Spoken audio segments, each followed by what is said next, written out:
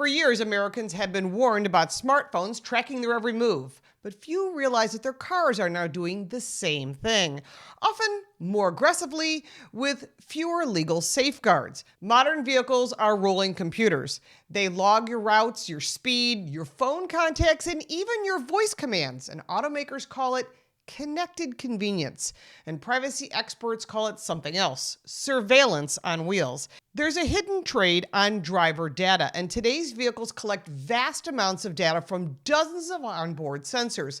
Some of it makes sense, like GPS data for navigation or tire pressure monitoring for safety, but other data, including precise location history, in-car microphone recordings, and driver behavior, may be stored and transmitted to manufacturers or third-party data brokers, and even your insurance company. This was all approved through the Biden administration's infrastructure bill in 2021, the same one that added the kill switch, which is still in play, and we're monitoring it. And this isn't speculation. It's documented.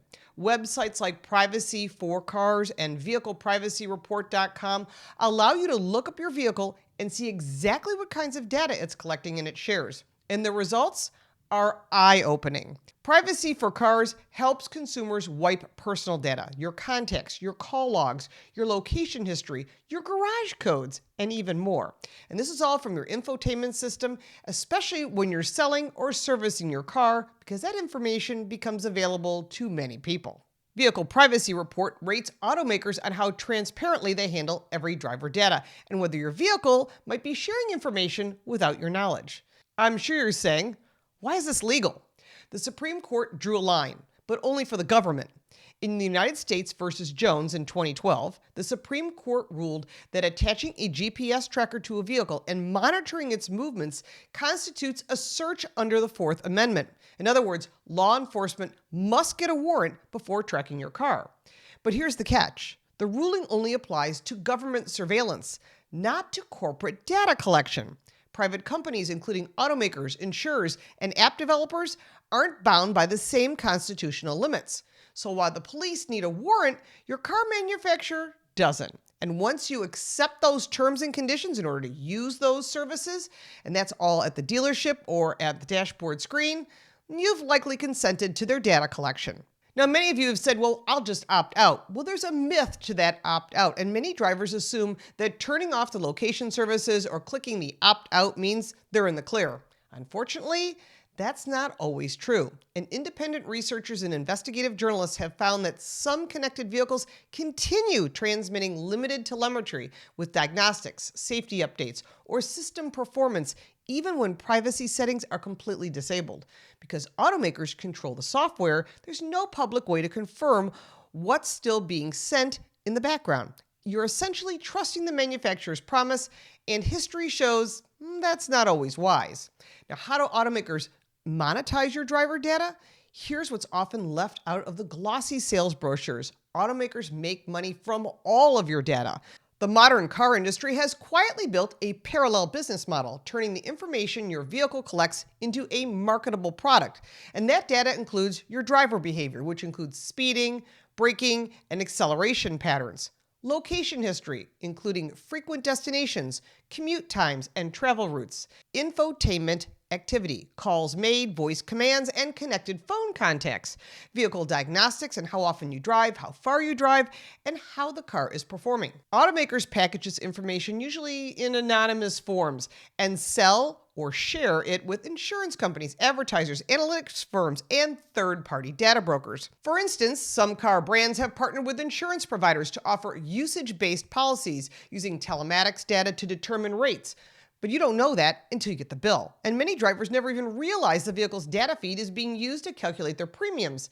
Data brokers can combine your driving patterns with other data sets like credit, purchasing behavior to build detailed policies for targeted advertising. Automakers also use aggregated data for predictive maintenance programs, which sound helpful, but also allow them to track when you might be ready to buy or service your vehicle. According to the 2023 Mozilla Foundation study titled Privacy Not Included, 25 of the 25 major car brands reviewed failed basic privacy tests, with some openly admitting they can share data with law enforcement or marketing partners without additional consent. Here's some real examples of data misuse. While some automakers claim they only share anonymous data, several cases show how this system can go wrong.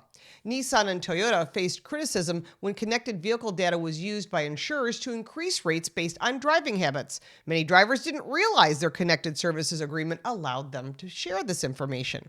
In 2021, Kia and Hyundai came under scrutiny after owners discovered their vehicle apps retained sensitive location and usage data even after accounts were deleted.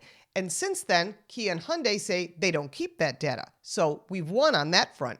But Tesla has faced multiple allegations from employees who reportedly share internal vehicle camera footage among themselves, raising serious privacy concerns. A 2022 investigation found GM's OnStar smart driver program shared detailed driving data with LexisNexis and Verisk, two major data analysis firms that supply records to insurance companies. And some drivers learned about it only after their insurance rates mysteriously spiked. Location data leaks have also been reported through vehicle infotainment systems that store past navigation destinations, leaving personal information exposed when cars are resold. In every one of these examples, the pattern is the same. Drivers are rarely aware that their behavior is being tracked and monetized, even when the car is sitting in their driveway. So what can you do right now? Well, you can't easily stop a connected car from collecting data entirely, but you can take practical steps to minimize it. Check your car's privacy rating by visiting vehicleprivacyreport.com and enter your vehicle identification number or the make and model, and you'll see what data categories your car collects and who it's sharing it with. You can delete your data before selling or servicing your vehicle. Use Privacy for Cars to find guides for your vehicle, and many infotainment systems store the phone's contact information, call history, and even garage codes. You want to get rid of that when you sell the vehicle. And turn off connected services. Disable remote access, driver behavior monitoring, or connected diagnostics in your infotainment settings. Avoid linking personal accounts. Don't connect your Google, your Apple, or other accounts to your vehicle unless you absolutely need to, and then don't forget to delete it when you sell the vehicle. And you can use offline maps. Download directions to your device instead of relying on the always-on navigation system. The bigger issue isn't just convenience versus privacy, it's control. Americans should have the right to decide who sees their data and how it's used. Automakers argue that connected features make driving safer and smarter, and in many ways, they're right, it does. But those benefits also come with the cost of transparency. If consumers don't start asking tough questions and regulators don't demand accountability, we risk normalizing a future where your car quietly reports your every move. The good news is that tools like Privacy for Cars and Vehicle Privacy Report and others are empowering drivers to fight back with their information. By understanding how your car collects data and taking steps to manage it, you can reclaim a bit of privacy in the increasingly connected world. The next time you buy a vehicle, remember this: horsepower and fuel economy aren't the only specs that matter. Data privacy is now a performance metric too, because when your car knows everywhere you go and who you go there with, it's not just a vehicle anymore, it's a witness. If you like this video, give it a like and subscribe for more videos like this, and check out our car review channel, Car Smarts. You can support me by buying me a cup of coffee, and if you want even more content, check out the links in the description. I'm Lauren Fix. Thank you so much for watching.